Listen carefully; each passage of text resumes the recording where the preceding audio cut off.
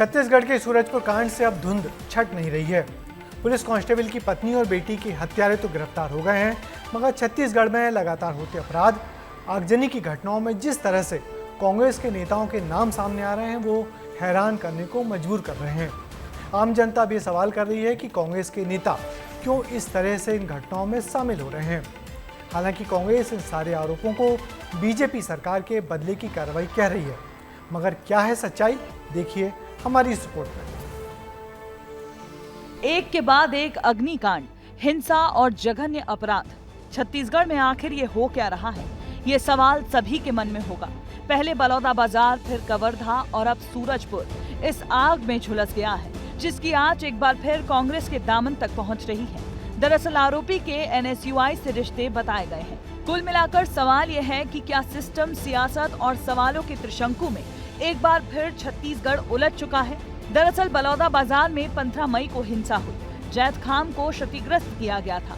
इसमें कांग्रेस विधायक देवेंद्र यादव की गिरफ्तारी हुई थी। ठीक ऐसे ही कवर्धा में 15 सितंबर को हिंसा हुई। पूर्व सरपंच का मकान जलाकर राख कर दिया गया। कांग्रेस नेता शिव प्रसाद साहू की हत्या की गई।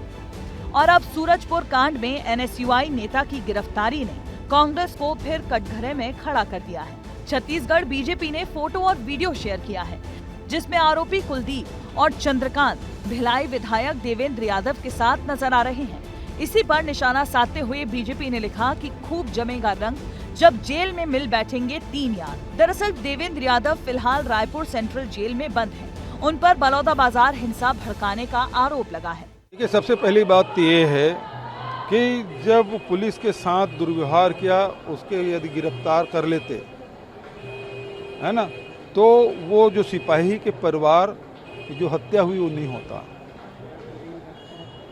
तो इसके लिए कौन जिम्मेदार है? क्या किन कारणों से इसकी गिरफ्तारी नहीं हो रही थी, ये सरकार पहले बताए। और ये इसी प्रकार से लोगों का ध्यान भटकाने की कोशिश कर रहे हैं।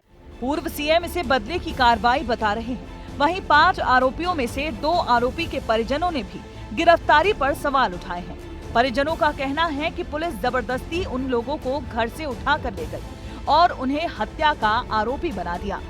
कि मेरा बेटा गलत नहीं है, उसको फंसाया जा रहा है। जो ये घटना हुई है उसके लिए मैं भी बहुत अफसोस कर रही हूँ। ऐसा नहीं होना चाहिए था जो हुआ है। और जो भी है खूनी है, जो भी है इसमें, उसको फांसी जरूर देना चाहिए। परिजनों के इन आरोपों के बाद अब सूरजपुर दोहरे हत्याकांड में सीबीआई जांच की भी मांग उठने लगी है। हेड कांस्टेबल की पत्नी और बेटी की हत्या को 3 दिन से ज्यादा का समय बीत चुका है, लेकिन अभी भी सूरजपुर के लोग दहशत में हैं। लोगों को डर इस बात का है कि जब आरोपी छूटेगा तो क्या होगा। ये जो घटना हुआ है बहुत गंदा घटना हुआ है और ये घटने से अपन संतुष्ट नहीं है और पुलिस उसके ऊपर कार्रवाई करे। कहीं न कहीं इसमें पुलिस का भी कुछ न कुछ लापरवाही दिखता है। उसको रोके होते तो आज इतना बड़ा घटना नहीं हुआ होता। इस वारदात के बाद अब पुलिस के सामने चुनौती है कि आखिर सूरजपुर के लोगों को शांति और सुकून का माहौल कब और कैसे दे पाएगी। आरोपियों की जेल भेजे जाने के बाद भी पूरा शहर अभी भी डरा हुआ है और कोई भी कुछ बोलना नहीं चाहता इस मामले में। हमने पूरे शहर का भ्रमण किया, गली गली को देखा, लोगों से इस मामले में प्रतिक्रिया लेनी चाहिए, लेकिन कई लोगों ने बात करने से इनकार कर दिया। ये इतना बड़ा दहशत सूरजपुर में लोगों ने शायद पहले कभी नहीं देखा था। वीडियो जर्नलिस्ट प्रशांत यादव के साथ दिलीप जायसवाल, विस्तार न्यूज। उधर छत्तीसगढ़ पुलिस का दावा है कि सूरजपुर हत्याकांड की जांच अब तकरीबन पूरी होने को है, मगर कुछ सवालों से अब तक पर्दा नहीं उठ पाया है।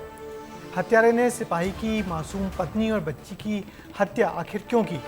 क्या कोई पुरानी रंजिश थी या कुछ और वजह? इसलिए परिवार के लोग अब इस पूरे मामले में सीबीआई जांच की मांग कर रहे हैं।